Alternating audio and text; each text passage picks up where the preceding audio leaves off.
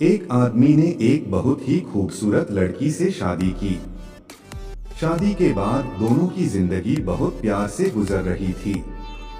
वह उसे बहुत चाहता था और उसकी खूबसूरती की हमेशा तारीफ किया करता था। लेकिन कुछ महीनों के बाद लड़की चर्मरोग से ग्रसित हो गई और धीरे धीरे उसकी खूबसूरती जाने लगी।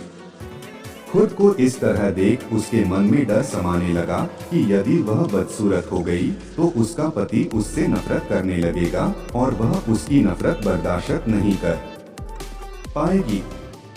इस बीच एक दिन पति को किसी काम से शहर से बाहर जाना पड़ा। काम खत्म कर जब वह घर वापस लौट रहा था, उसका हो गया ने उसने अपनी दोनों आंखें खो दी।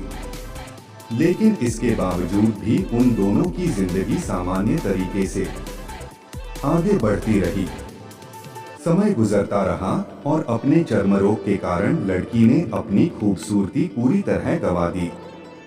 वह बदसूरत हो गई, लेकिन अंधे पति को इस बारे में कुछ भी पता नहीं था। इसलिए इसका उनके खुशहाल विवाहित जीवन पर कोई प्रभाव नहीं पड़ा। वह उसे उसी तरह प्यार करता रहा। एक दिन उस लड़की की मौत हो गई। पति अब अकेला हो गया था। वह बहुत दुखी था। वह उस शहर को छोड़कर जाना चाहता था। उसने अंतिम संस्कार की सारी क्रियाविधि पूर्ण की और शहर छोड़कर जाने लगा।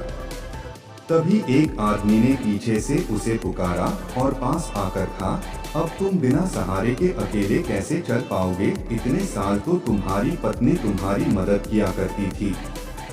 पति ने जवाब दिया, दोस्त, मैं अंधा नहीं हूँ। मैं बस अंधा होने का नाटक कर रहा था, क्योंकि यदि मेरी पत्नी को पता चल जाता कि मैं उसकी बदसूरती देख सकता हूँ तो यह उसे उसके रोग से ज्यादा दर्द देता। इसलिए मैंने इतने साल अंधे होने का दिखावा किया। वह बहुत अच्छी पत्नी थी। मैं बस उसे खुश रखना चाहता था।